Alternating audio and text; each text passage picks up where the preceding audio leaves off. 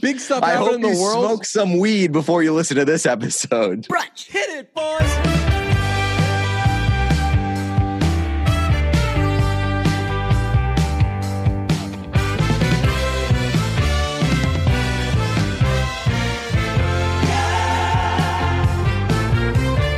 Gotta wonder, is this the last brunch episode with Why do we Donald wonder that? Trump Oh, God. as the president-elect? You went pretty slowly there, so I was just like, whoa, what did I miss? Why is brunch ending? I need some coffee, I suppose. No, is that this could be the last episode we do while feeling doom and gloom. I don't think it's likely. I think that there's a possibility that they'll still be counting the votes and everything. And there's also there's the terrible possibility that Trump wins again. But then in all likelihood, there's this possibility. Trump loses and he's like, Still feel shitty. no. Oh, Yeah, well, that one's a given. We ultimately feel shitty no matter what. Right. Yeah. No, I know what you're saying. Yes, there's a possibility that he wins and we feel shitty. There's a possibility that he loses and we still feel shitty. And there's the possibility that he loses and this drags out for like the next 3 months because there's like some controversy and it is even worse than it was leading up to the election. Right. That there's the possibility that he loses and we feel endangered. Like we feel even more horrible that people want some sort of shit to go down. I do wonder though, as I say that, is Trump still the president-elect? Did I phrase that wrong? Like Biden, if he wins, will be the president-elect. Trump is currently president, but I mean, no one else has been elected since he was. Right. Well, yeah. He's the it's like the former first round pick, the former president-elect, President Trump. But no. President-elect is like an active thing, so that changes. But I think the correct answer is probably one is only a president-elect for a short time. But I mean, he's still the most recently. Like it's the Mitch Hedberg. I used to do drugs, and I still do, but I used to too. Right. It's like the interim tag. The president-elect is like the interim tag. Right. He can't be president-elect when he's president. Right. Except you strip the elect part when you become president. President-elect means you're going to become president. Interim means you're not going to be the thing that you are. Right. Elect means you're about to become that thing. Interim means you are definitely not going to be that thing.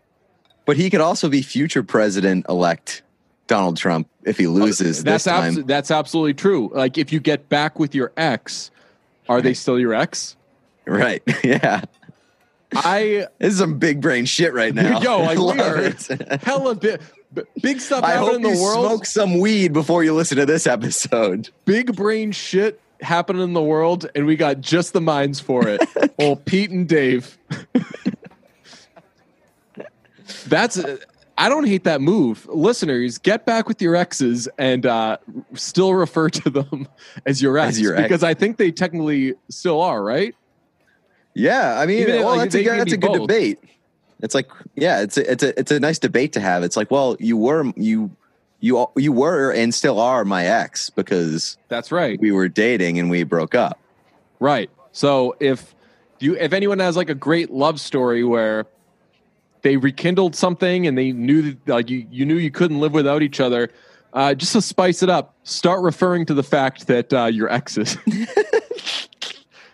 Like when talking to your parents. I would love an ex-wife and just to get remarried and be like, this is my ex-wife. Oh, I would do that. I mean, if I married someone I had divorced, I would absolutely sprinkle in ex-wife humor. It's way more intriguing to when somebody has like an ex-wife, or an ex-husband. That adds that's a cool thing to be able to a cool notch on the belt. I've got an ex-wife. Especially, I mean, obviously a lot of exes don't get along well, but a lot do. You know, like a lot of married couples who split get along handsomely. Right. So if the relationship is strong enough for that, Sprinkle that shit in. Really play up the X. But it's only really funny if you're together though. Or if you're with your or you're able to make jokes about it with both of you. Right. Like if they're cool with the X jokes, then that's awesome. I think it's funnier if you're together and maybe you both can't be completely cool with the X jokes because that was probably, I mean, you got back together for a reason. You're supposed to be together. Mix it up every now and then. Just be like, hey X, would you call them X to their face? Are you hearing a delay of me? Because I am, and I'm going to fuck with the listeners. If they haven't heard that yet, then maybe they will. No, I don't hear it. Okay. Did you hear Rob Manfred talk?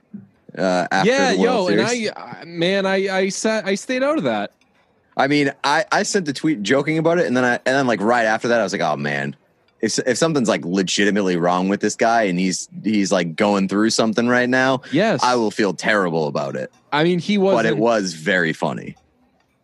I didn't for a second think he was drunk or anything. People were saying like, oh, is this guy drunk? He had all the information ready to go. He knew the guy's name. He knew the sponsor. He was sharper than I am when I'm sober. There's no way that guy was drunk.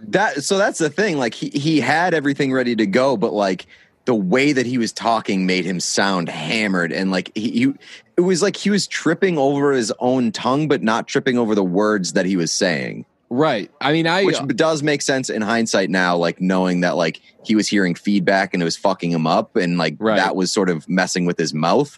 But it was kind of a super bizarre thing to see his mouth being messed with, but not his words. That's where you get punished for a lack of just living in the moment and taken over the situation. Like what he should have done is he should have yanked that piece out and been like, hey, sorry to go rogue on y'all. I gotta, and then you just say whatever you got to say. When I was in high school, there was a talent show. Michael Hawley was judging it. It was the first time I met Michael Hawley. And there was a kid who was singing and playing guitar, and the mic stand, an important part of this episode. The mic stand got a little screwy. And as he was singing, like maybe he got too close to the mic and it made the mic turn a little bit. So he's singing and it sounded like this. Mm-hmm. So he's starting to kind of try to move around and get closer to it. And the mic's moving further away. It was a real, you felt for the kid. And then when Michael Hawley, he probably doesn't remember this, when he was judging that kid, he was like, he gave him a horrible score. And he was like, you know what Jimi Hendrix would have done? He would have stopped playing guitar and he would have grabbed that mic, and doesn't matter if he didn't play another note of guitar the rest of the way, he would have been in control of that situation. You had an opportunity to really do some rock star shit and you missed it. Wow. That's kind of how I canceled. Dick to children. Michael Hawley will be blunt and like, in like a funny way where it's like everything he said there is so right, you know? And he wasn't like saying like bad job to the kid, but he was like, man, if you like, you didn't do this, but if you did, it would have been really cool. Right. Like if you had that performance would have gone to the moon. People would have been screaming. So there's like, there's some, I don't want to say punishment, but some losing points for not doing the thing you could have. And that's where like I still don't think that making fun of somebody when they're sounding like that is funny, because there's just too great a chance that something's wrong. Mm-hmm. But now that we know it was like a feedback thing, he loses points. Because if he just yanked his like IFB or whatever it was out, that he would have been my commissioner. That would have been cool. Yeah, I don't think that Rob Manfred is capable of doing anything cool at this point. Right, he's just so like he's so terminally not cool. Right, and possibly good for the worst job. The worst commissioner in all of sports, which is a tough title to achieve. I know. I feel like there's been points over this last year where Gary Bettman has been like His stonks. Back off. His stonks are on the rise. Right. Like, yo, I was the first to do the bubble. And by bubble, I mean the everyone hates that guy bubble. I made that years ago. I've been living here. I've been owning it. And like there ain't a cup given without beer on the ice. And speaking of rock star shit and taking control of a situation, nobody loves getting booed more than Gary Bettman, and that just makes him very cool sometimes. Oh yeah, I didn't. I got to know Gary Bettman well enough. I personally was a big very into his whole vibe. Like, was he a former Sunday Skate appearance guy? Oh yes. Yeah, that's right. What a get. Yeah, and I was pissed because he was at a game. He was at a Bruins game, and Joey Mack hooked it up, and he was like, "Hey, Bettman's going to be at the game tonight. We're going to interview him." And I was like, "Yeah!" We're high fiving and everything. And then people saw that we were talking to him, and everybody crashed it, and it turned into this big thing. And I used to be such a piss boy about that. I was the reporter that was like, "Stay away from my interview. This is my this is my exclusive." Like I was that asshole. Well, I mean, it is annoying when like people are just wandering around a locker room or something like aimlessly, and they see that like you're doing something, and they just jump in without any sort of idea of like what they're trying to do. They're just like, I'll just leech on here. Yeah, I did that in my younger days, but I didn't feel like I was doing any sort of job until I stopped doing that. And then once I got into the habit of I'm never doing scrums, that was probably maybe taking it to an extreme because I was like missing out. Not getting any news. The captain is speaking. He has a big announcement. And I'm like, suckers, I'm going to go find this guy. No one's talking to him. And I go over to the guy and he's like, "I'm not playing tomorrow. There's nothing that we could talk about." And I'm like, no one's going to get this story. No one's getting this. Hey, you know that guy who doesn't play?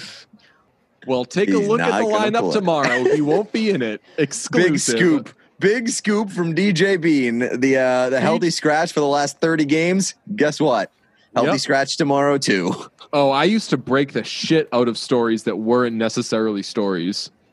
I used to be like, "Update, the sides still aren't talking." It was like, okay, what you've got to do is say, "The sides aren't talking." Wait for them to start talking, have them notify you, and then you say, "Update, they are talking." And I was like, or I could just every day check in. Seems like they won't get annoyed with me at all, and that it'll be a great story. And then I'd be like, what the hell? I wrote my 8th "The Sides Aren't Talking" story, and like Puck Daddy didn't pick it up. What the fuck was Shinsky? Fucking slacking. Beat reporting. Those are the days. So baseball's over now, right? They don't do another series after this, right? After the World Series? It's not like the MLS is back tournament where after there's a winner, then they're like, okay, now we're going to keep playing though. Right. MLS rules, dude. The mid-season tournaments are kind of cool. I like mid-season tournaments, but they just don't feel real or important. Oh yeah, when you finish one and you're like, well, see you tomorrow. Right. I was a big college hockey fan when I was a kid, but I always did kind of find it hard to get excited after the Beanpot. The Beanpot is a mid-season tournament between the Boston hockey teams, and they'd have it at the Garden, and like it was this great thing, and everyone gets so into it. All the bands are there and everything. And then once that's done, and then like my dad would be like, "Hey, let's go to a BC whomever game, like UMass Lowell game," I'd be like, "No, I'm good." No, like I'd be into it, but I mean, I would have such a hard time capturing that excitement of what is really a meaningless mid-season tournament because there'd be so much fanfare. Like the MLS is back tournament at Disney World, there was games on all day. It was just so easy to kind of be into that and think that, and like make your brain think this is the pinnacle of this league. So why don't they do that with like some of the Canadian teams? Like, why isn't the Battle of Alberta like that would rule, like a yearly in season, not necessarily like tournament or something, but like that should be an in season event. Yeah, I maybe because like make a trophy for it. I mean, I would love that, but their answer would probably be like, we need for competitive balance, we need to know how many times each team is playing each team, and you can know that these teams are going to play each other a combination of however many ways, but if they're like, oh, well, now you don't play your game against the Oilers, you're playing it against the Flames instead, and that means that you have too many games against the Flames and not enough against the Oilers or whatever. That would be my guess. Also, because it's a good idea, that's probably why they won't. I don't know. We should full circle. We should get Uncle Gary on brunch. I'm down. We should get him on brunch, and we should like pitch him ideas. Have it be like a Shark Tank episode, and we're like, "Yo, check this. So honestly, I need $500,000 to propose to you an idea for a Battle of Alberta yearly series." I think he would probably say no to that, but I think there's a higher chance than people think that he would say yes to that. You know, he's a down fella. Right, he likes to do stuff. Yeah, and I forget what one time at draft or something, I was just lost. Oh, I was locked out of the room where like all of my stuff was, and I couldn't write, I couldn't do anything, and I was like looking at people, and I was just like very flabbergasted, very lost. And he saw me just like so frustrated and confused and everything, and he gave me a look of like, it's always like whenever I see this fucking guy, he's doing something stupid. He's like, you're like his stupid nephew or something. Yeah. What is this guy doing? No, like I also like have come to like Gary Bettman because I don't know. I feel like there's like an endearing. The older that I get, the more I want to like the people that everybody hate, the people that everyone hates for like no reason. Even though I mean, there's good reason to hate Gary Bettman, as like lockouts go. But I don't know. He hasn't done anything wrong in like the last like 10 years. But right, like just like these sort of overstated hatred. Yeah. You know, like you can't be a hockey fan if you like Gary Bettman. It's like, watch me. Can. Yeah. You know, like at the very least you can be extremely indifferent to Gary Bettman, which honestly is how I am about Rob Manfred. And he's still way more exciting than his sport is. That thing last night. I disagree. He is not. He's really bad at his job, and he's not bad at it in an exciting way like Roger Goodell is. Like Roger Goodell is bad at his job. Right. Like he is. Manfred is not enough of a villain. I think that Goodell is more of a villain than, or like he is villainous enough to make how bad he is entertaining. Yeah, Goodell's incompetence is part of the NFL experience. Yeah. Like Manfred's is just like, fuck, this guy sucks at his job.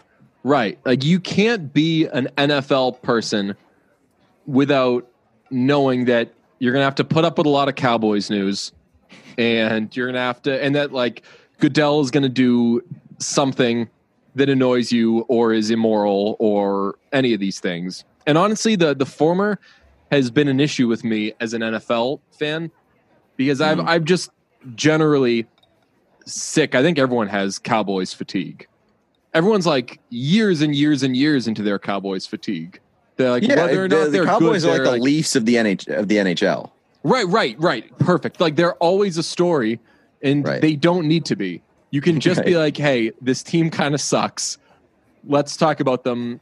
Like if the Cowboys were any other team in the NFL this year, like we would have forgotten about them. We'd be like, oh, their season's over.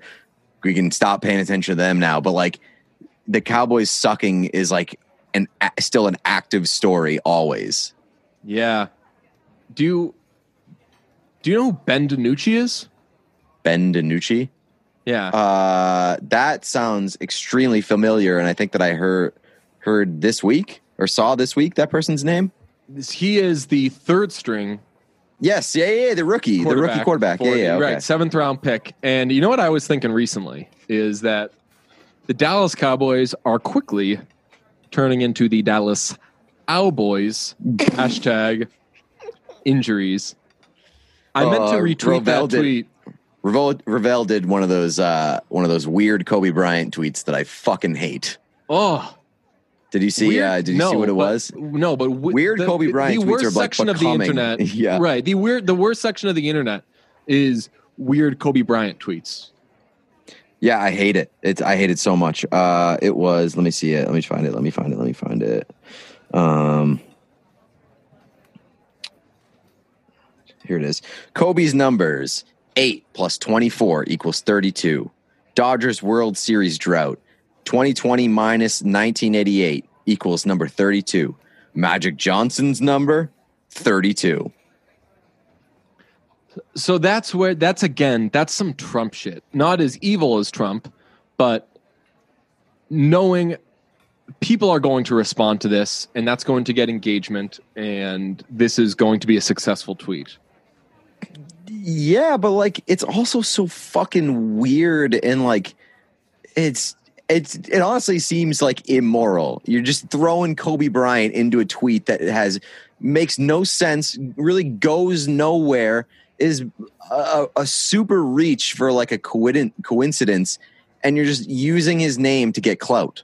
Oh yeah, I mean, I would say that Kobe, insincere use of Kobe Bryant is surpassing hashtags for the number one "what are you doing" move on Twitter. Like if you see someone using like a hashtag, like, hey, the hashtag Celtics play tomorrow, you're like, yo, you are the worst. This is the weirdest thing I've ever seen on Twitter. I know that like hashtags are a legitimate, useful tool as that comes with the Twitter experience. But like if you're a veteran Twitter user, you should not have used a hashtag in years. So I still use them the correct way, which is extremely sparingly, but I'll use it to file something, I suppose. If it's small enough, if it's a thing that's not huge, like I talked to the Revolution goalie the other day, and he mentioned that he kind of wants to go play in Europe. Mm-hmm. So I just wrote that up real quick and tweeted it out, and then at the end I put like hashtag any Revs, which I know is their hashtag, because I know that Revs fans will click that and be looking for news. Right. Like the Revs fans tie their shit together with hashtag any Revs. But if you're talking about like the hashtag Celtics play the hashtag Pacers tonight, yo, beat it. Right. Also, I do like the sports ones where like if you hashtag any Revs, it shows like a little logo. That's stuff. Shit, that stuff is cool because like if you're scrolling Twitter, that will catch your eye and be like, oh, this is a Revs tweet. Speaking of sports Twitter and stupid Twitter things, I did I ventured into prompt Twitter on Sunday, no. And it was like it was classic Deej. It was just like intention. It was just bad. It wasn't like prompt Twitter enough to be successful, and it wasn't tongue in cheek enough to. It was just like bad and abrasive. What was it? I said, "Okay, Twitter fam, quote tweet this with your disappointing Stephon Gilmore trade return. I'll start a second and a fourth, but you have to give them a third." And one of the people responded like, I listened to brunch, not biting on this. But I mean, like I said, it was bad. It didn't like blow up or anything, but it did get a bunch of responses, and I think I threw hashtags into it. I think I did like hashtag Patriots, and I got like 5 followers. Which is like the first time in, I don't know, like 4 years I've gotten 5 followers. I hate it. I hate it so much. I was going to text you about it. Just be like, dude, like I did an intentionally bad like Twitter prompt, and a couple of people followed me. It's the those are going to be some useful follows for you in years to come.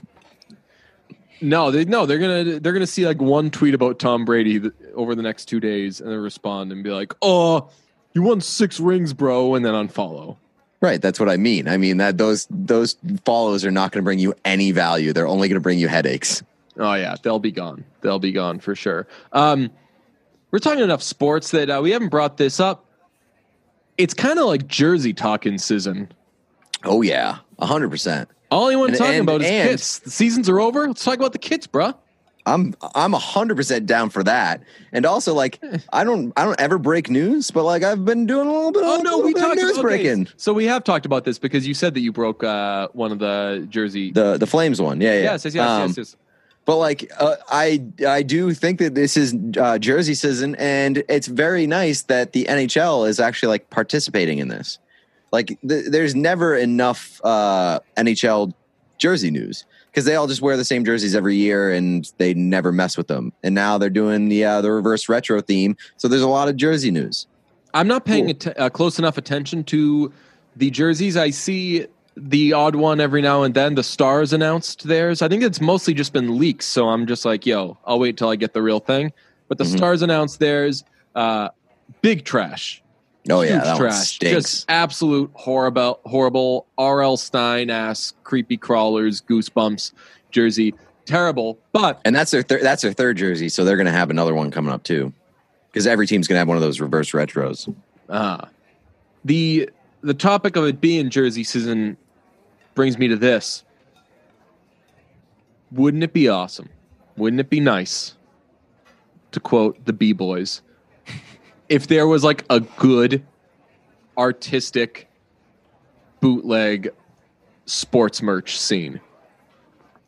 Wouldn't it be like everyone's doing these mock-ups, and like you've made some really awesome mock-ups of like what would a reverse Pooh Bear jersey look like? And which, I'm like, just make has that. Been picked up. Yeah, I can't even picked up by a certain someone. I can't devote energy to that. Like, of course so you did the mock-ups, and so people make stories and say, hey, are these going to be the next jersey? Right? Is that what happened? Yeah. But I literally said in the tweet when I posted the mock-up, I was like, this is not going to happen. So the reason why I made this mock-up is because the real thing is going to be much more boring than this, and I wanted to see what it looked like. So why don't, like, if you could, wouldn't it be sick to just actually have that jersey, to have that white Pooh Bear jersey, knowing that it's not a real thing, but like if you were rocking that at a game and it's high quality, that would be freaking awesome. Yeah. That would be amazing. I want people to start making bootleg merch. I was trying to get from the freezer the Vampire Weekend bootleg guy to make a Wicked Snake Red Wings jersey. It would be the sickest thing in the world, and I think that people would think it's cool. Bootleg stuff, especially with sports, is like associated with the low quality stuff you get outside of the building that like doesn't even have the logo on it. Right. But and also like think about how cool it would be to if you set up a shop, if you set up like a bootleg sports merch shop where your job was to like take orders from people and then make that merch and send it out. One, that would be a very cool, like creative business.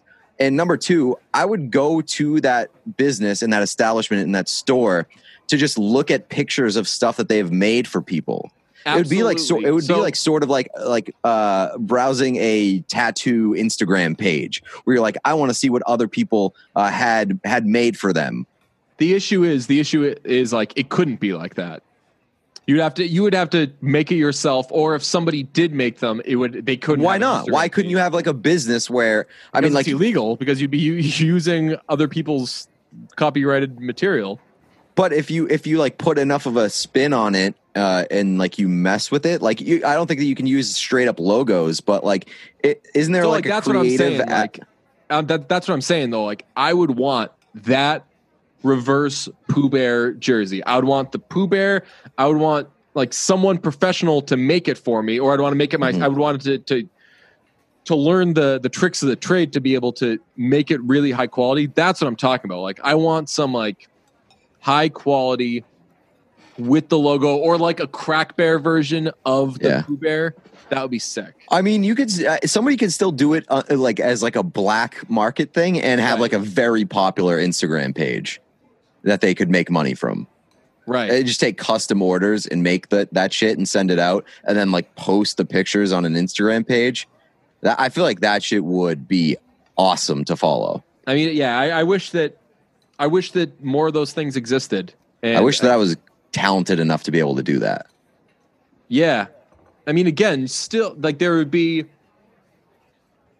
I don't know if you'd want to be the person that's making it, because I think the NHL would probably sue you, but I would want, I want a lot of those jerseys to exist. And I want to see, I mean, it would be great if there was like an Instagram page where people sent pictures of their shit wherever they got it, and you can just look at all the cool different jerseys, because that we've talked about it before, but like Vampire Weekend has an unbelievable bootleg merch game, and like a lot of their bootleg merch is bootleg NHL merch.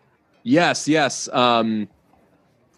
I've Chris Bayo, their bass player, wears it's just like it's a shirt with the Rangers logo, and it just says Vampire Weekend instead of New York Rangers, and it's the sickest thing in the world. I don't know why I haven't gotten it yet, but they have like University of Florida stuff. They have, and it's all, I mean, like it's not like the band putting it out. The band encourages everybody to make it, which is, I mean, that's pretty rad. Imagine being so rich that you're like, right, hey, fuck it. Right. It's like the exposure bucks thing. Yeah. I mean, and that works when you're rich. Right. Which they are, although they got so much shit for being like, because they wore polos and everything in the early days, and everyone was like, oh, just privileged, like, rich kids making world music, disgusting. And like, obviously they're very privileged. Like, if they're, I mean, they had they said this on Time Crisis recently, like they had student loans and everything, and like the polos thing was more of like a tongue-in-cheek thing, but they got so much shit because like people saw what they looked like, and they were like, you must be so rich, fuck you. What a I mean, I think it would be cool to have like an arrangement where like I'll allow you to make some bootleg merch, but like for every bootleg merch thing, you got to buy a shirt from the band site. I mean, that'd be cool, or like a Patreon or something.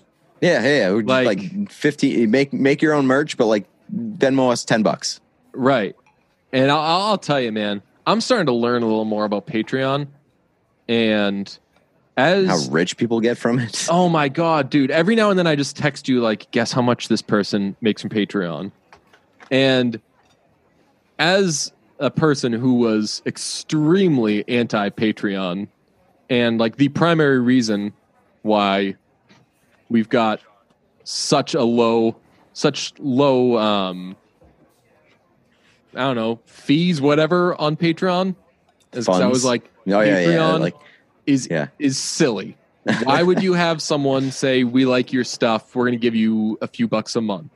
It'll be $1 or it'll be $2. And now I look around and I'm like, wow. So people who are like bigger than us, but I mean, people make so much money off of Patreon. But it's cool to I'm starting to appreciate Patreon more, because I've like learned from looking around that if people dig shit and they're like your core base, like they want to support you. Right. Which is really cool. Like, I'm sure a lot of the people who have bought our merch aren't necessarily like, that's the most fire shirt in the world. I'm sure they're like, hey, they made some stuff and I like the stuff that they put out, so I'm gonna support them. Right. Let's support them. I was talking to somebody about this recently, and it's like, it's just like where you can do shit with your core group or whatever. So this episode is brought to you by Patreon. This is a long way of us saying, please go to our Patreon and subscribe. Just kidding. But I mean, if you want to, it's there. Before the prices go up. Last chance to get in at the special introductory price. We should treat it like The Athletic.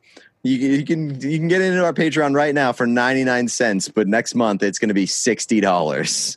Is that what they do? Yeah. I'm so bad at checking whether how much I spend on subscription things.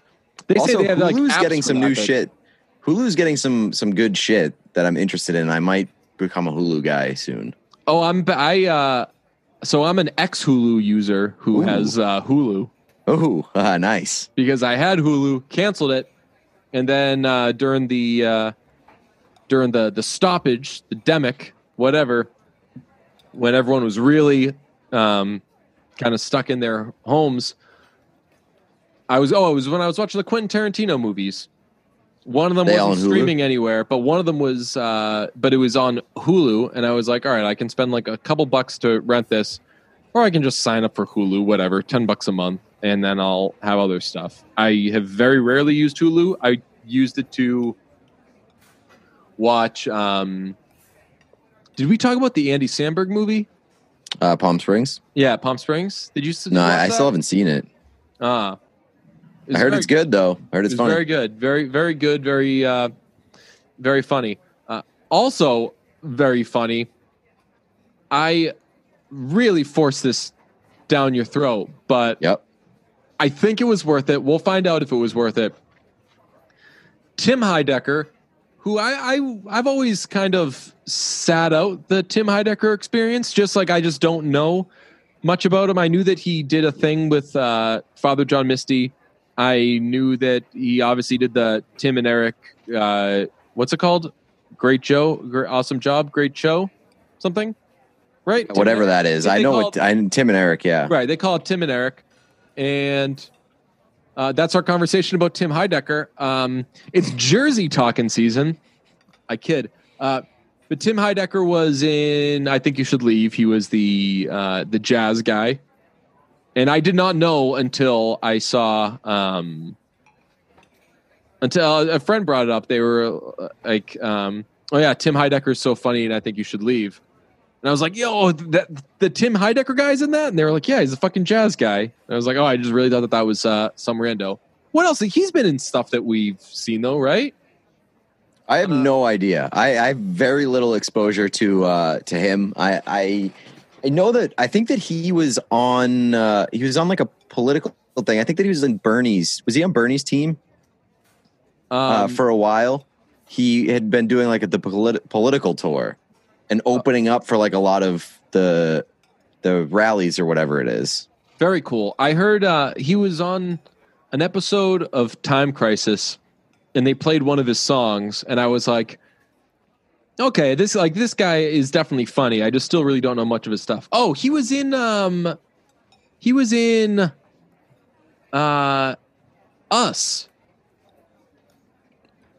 Was he? Yeah. He was Elizabeth Moss's husband. Husband, right? And there was the iconic the Good Vibrations scene. Oh yeah. Which other side note? I'm finally listening to the Beach Boys, and the verdict's in. I'm a fan. Who knew? Nice. Beach Boys review. Beach Boys stonks. 2020. I like them. He's also apparently a repeat guest on Comedy Bang Bang. Again, I have no idea what I'll never know what Comedy Bang Bang is. Jeff loves it. I've tried it. It's not for me. Yeah, I've done a couple. Or I feel like I've fallen asleep to like 2 episodes, and like both times I put it on, I don't know, I fell asleep. So Comedy Bang Bang stonks, unfortunately. Holding steady, maybe? Not necessarily down, but they're not up. Anywhom, a few weeks ago or something, he put out an album, and one of the songs on the Father John Misty subreddit, people were like, yo, this song has an extreme pure comedy energy to it. It's a song called Property. It's got a great music video. Watched it, loved it. So Tim Heidecker stonks were up in the old Bean household, and then he just put out his first stand-up special. So that was his first special. Yeah. Okay, that's what he decided to do with his first special. Okay, interesting. All I saw was like Tim Heidecker. What is it like? Tim Heidecker puts on a masterclass in bad comedy with like first stand-up special. So I was like, all right, I got to check this out. And it's called An Evening with Tim Heidecker. It's on YouTube. Peter, I feel so much love for this fucking stand-up special. I've watched it 3 times. We were texting about it before you'd even seen it. You'd seen a little clip of it.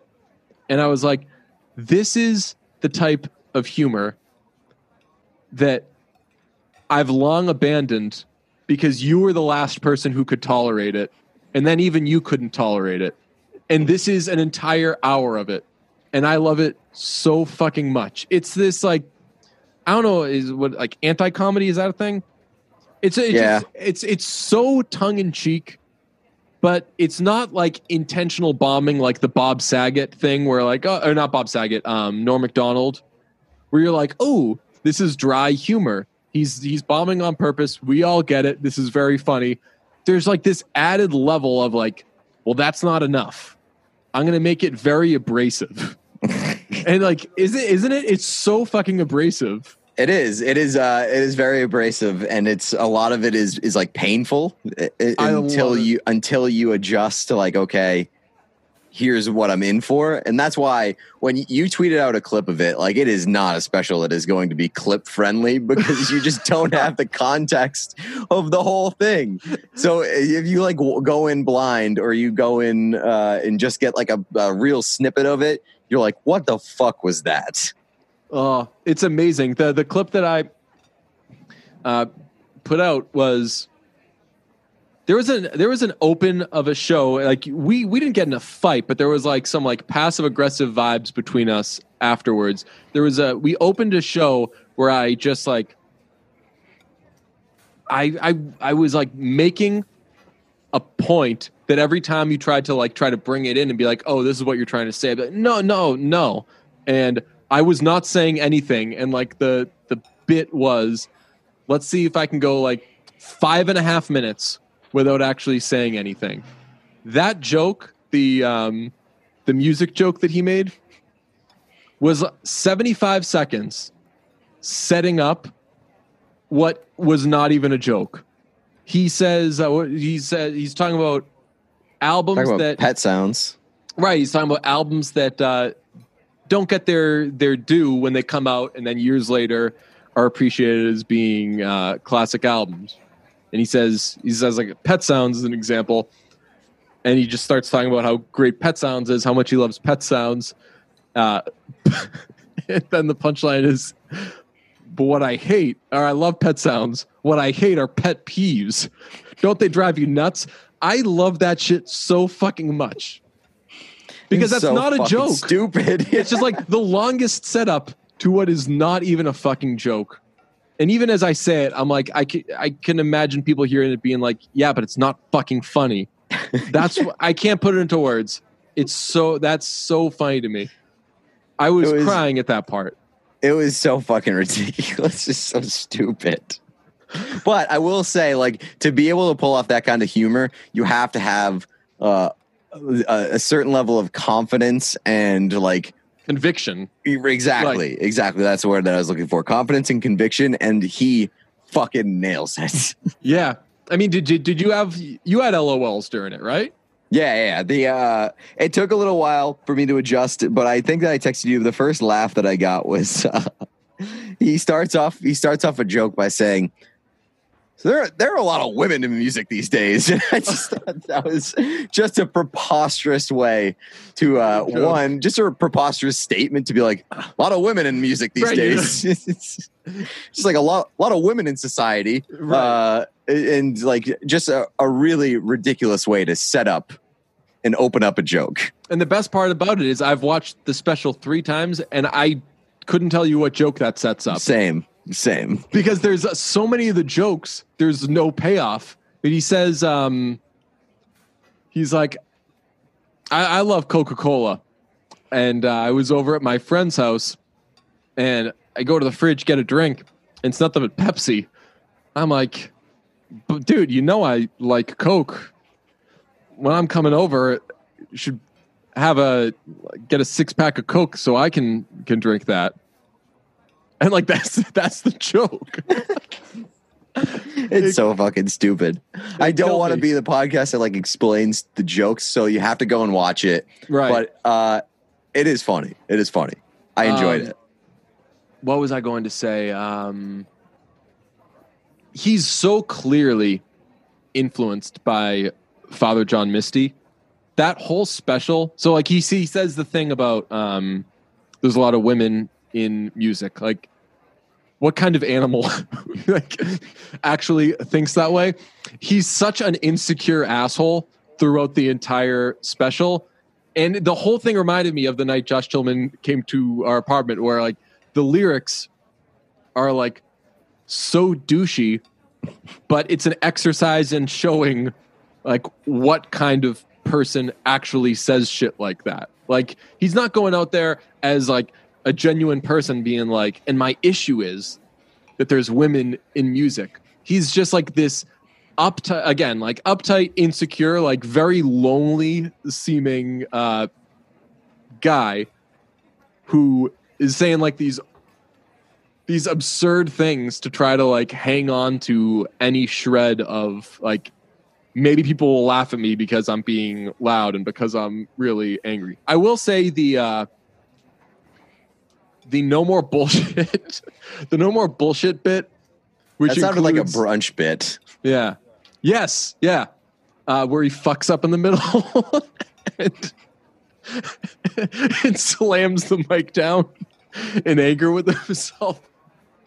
But the part where he says, distracting. It was very distracting. There was a lot of mic humor in this stand-up. And it was very distracting to notice that the mic was extremely dented. And like, it started off pretty dented too, which lends to the suggestion that this wasn't the first time that he had done this special at the place. And the mic was dented now, and I noticed it early on. And then when he did the joke where he throws it down on the ground, I was like, okay, that makes sense. And then he picked it back up, and it was even more dented.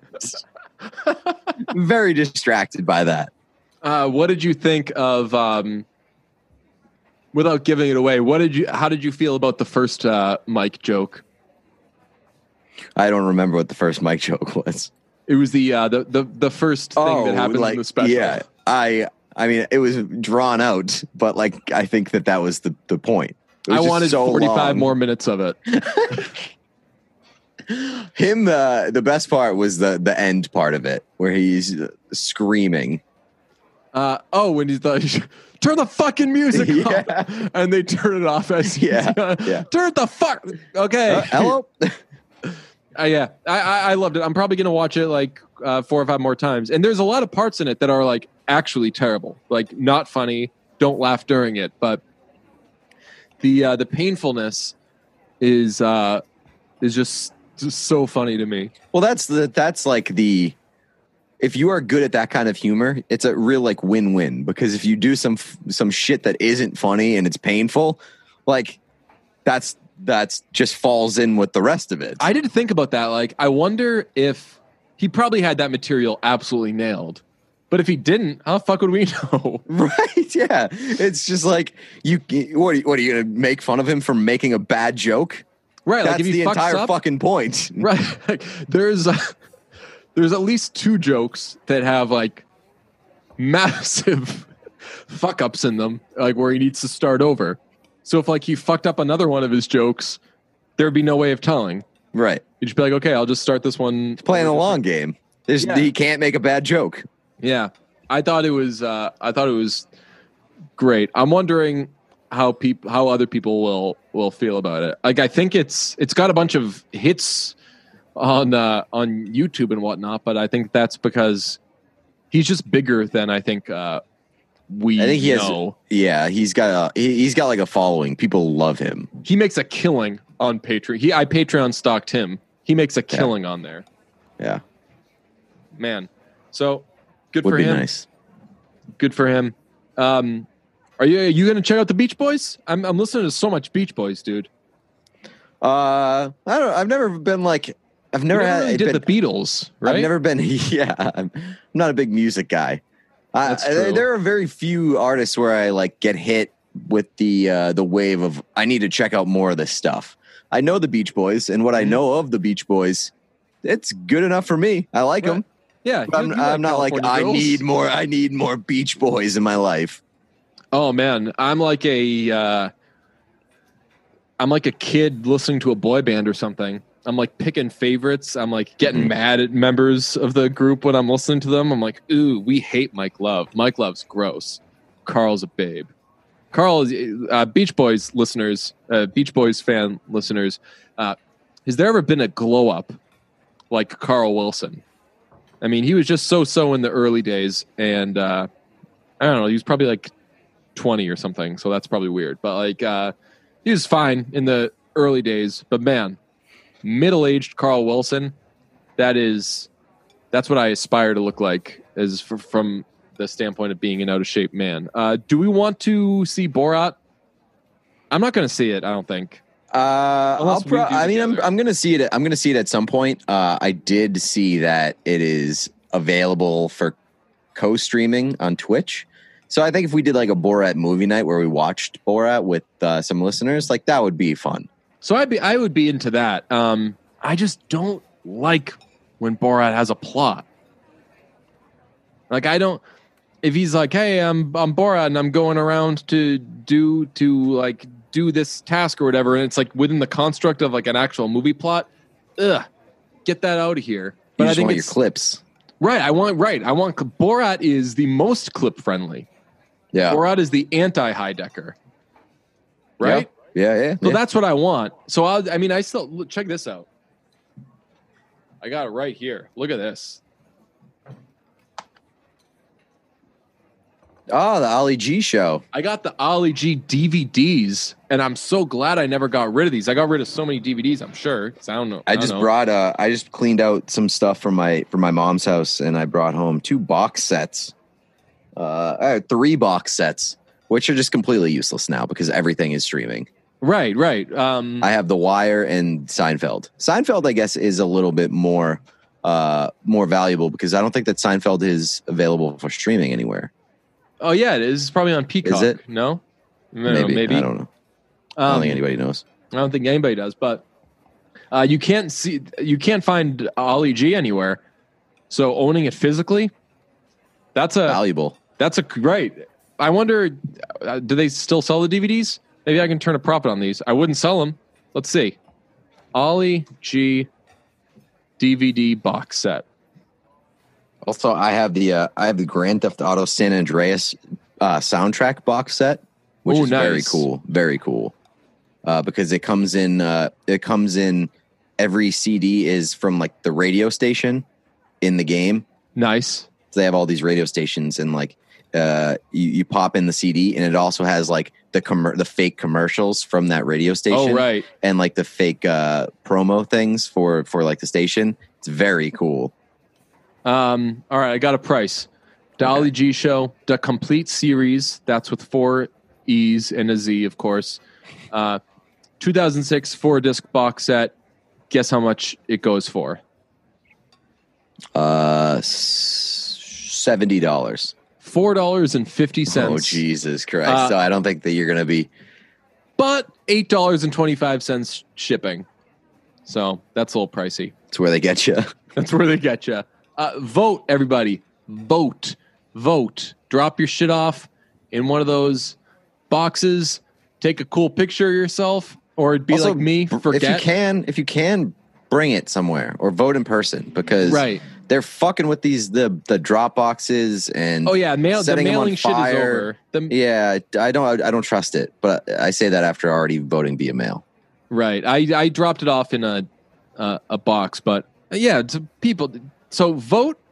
Don't set shit on fire. You don't do that. Yeah, please don't. If you're not going to vote in person, if you're not going to vote or drop off in person, vote via mail. Yeah, vote.